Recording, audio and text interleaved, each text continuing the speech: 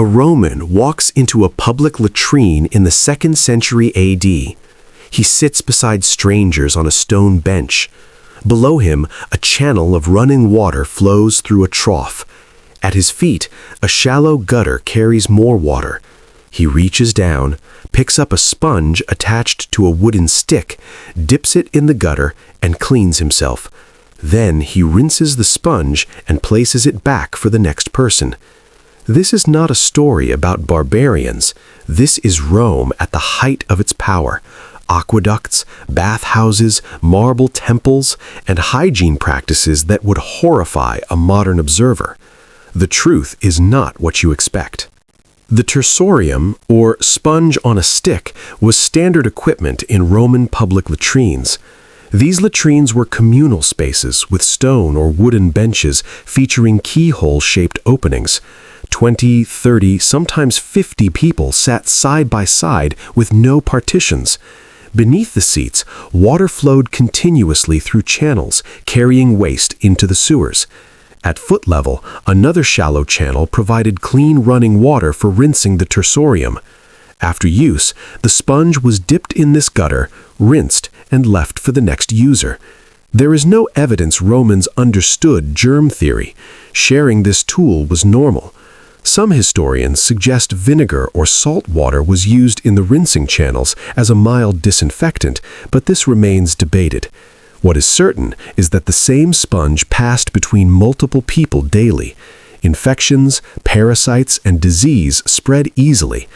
Archaeological evidence from Roman-era latrines suggests high concentrations of intestinal parasite eggs, suggesting sanitation did not prevent illness as effectively as the Romans believed. Romans bathed frequently. Public bathhouses, thermae, were central to urban life. Large imperial baths like those of Caracalla or Diocletian could accommodate thousands. The bathing sequence moved from the opodirium, changing room, to the tepidirium, warm room, caldirium, hot room, and frigidirium, cold room. Floors were heated by hypocaust systems, raised floors with spaces beneath where hot air from furnaces circulated. But Romans did not use soap in the way we understand it. Soap existed. Pliny the Elder mentions it in his Natural History as a Gallic or Germanic product made from animal fat and ash, but it was not widely adopted in Rome until later centuries. Instead, bathers covered their skin with olive oil. They exercised, sweated, then scraped the oil, sweat, and dirt off using a curved metal tool called a strigil. Slaves often performed this task for wealthy patrons. The oil removed grime, but it did not kill bacteria. Bathwater was rarely changed. The same water circulated through pools used by hundreds of people. There were no filtration systems.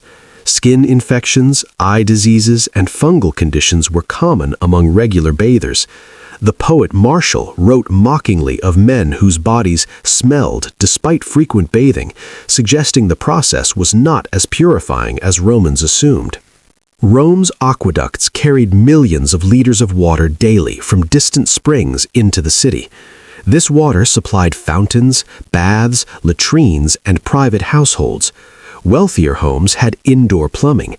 Pipes were made of lead, Latin plumbum, from which we get the word plumbing. Lead was abundant, easy to shape, and durable. The Romans knew lead was toxic. Vitruvius, writing in the 1st century BC, warned that lead workers had poor color and that water should not be carried in lead pipes. Yet construction continued. Modern analysis of Roman skeletal remains shows elevated lead levels. Lead leaches into water, especially acidic or soft water. Chronic exposure causes neurological damage, reproductive issues, and kidney disease. Some historians argue Rome's declining leadership quality in later centuries may be partially explained by widespread lead poisoning among the elite who had the most access to piped water. This remains debated, but the physical evidence of lead contamination is undeniable. Rome built aqueducts that still stand.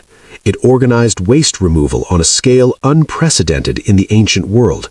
But it also shared sponges, bathed in stagnant water, and poisoned itself with lead. Hygiene was valued, infrastructure was advanced, yet understanding was limited. The Romans believed they were clean. History shows otherwise.